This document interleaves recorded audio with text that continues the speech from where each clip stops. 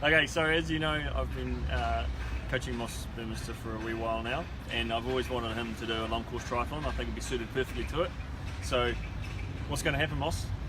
So Rob was obviously going to do Tauranga half, and now he can't. So he's got a entry to it, and he was going to give it to me, but Tauranga half has very kindly offered to give me free entry, which means we can still give Rob's entry away.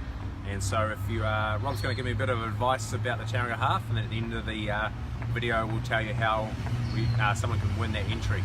Okay, so as you know, half Ironman, 1.9k swim, Yep. 90k bike, and a 21k run. Yep. Of which you've done all three disciplines individually. So you have no problem completing this distance. I've only done one triathlon, it was Olympic distance, so lots to learn. Piece of cake. So the swim, you haven't got a lot to worry about there. We know you can swim. The most important thing though with this particular course is that it can be quite tidal. So understanding how the tides will behave on race morning is quite important. So we recommend going down a couple of days before the race, checking out the tide. That'll be the same on race morning when the race starts, and just getting used to the water at that time.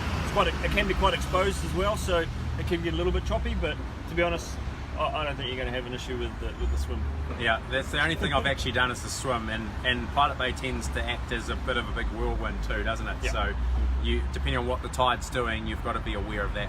Yeah, so as we get out onto the bike, it's a dead flat bike course, but that isn't necessarily a good thing, because you never really get a chance to come out of one position. So you could spend 2.5 hours on your aero bars, which is quite hard on the body. Yep. So one thing I recommend you do is maybe every bend in the road, or every roundabout, or every 5 or 10k or so, just getting up, a couple of seconds, having a stretch, getting back down into your aero bars again, back into the aero position.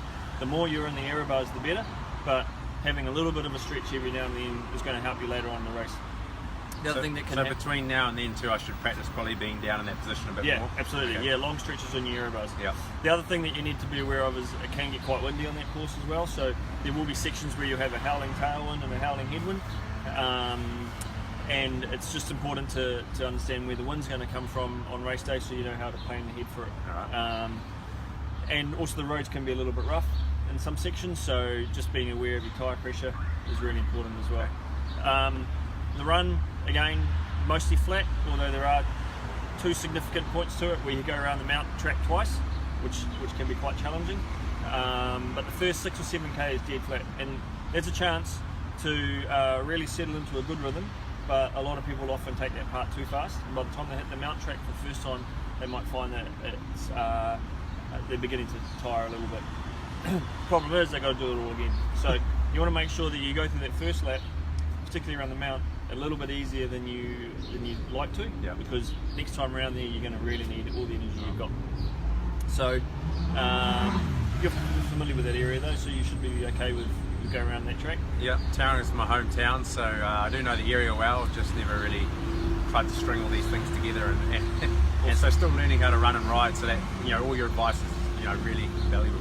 Okay, and that's where you guys are going to come in handy. So Moss needs a lot of advice. Yep. So the way we're going to give this entry away is for you to give Moss some advice at the bottom of this video. Just comment at the bottom some tips that he can take in going into the half race, and you can nominate a friend. If you've done a half before, nominate a friend who hasn't done one before and give us some advice.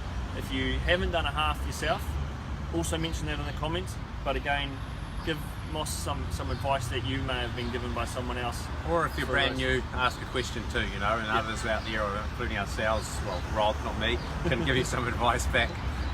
But we want to give this entry away to someone who hasn't done a half before, okay? So here's an opportunity for you. So hopefully I'll see another newbie on the line, and really looking forward to doing it. It'll be a big challenge, and a little bit anxious around it, but again, I've got Rob in my corner to be able to help me through it. Yep, awesome.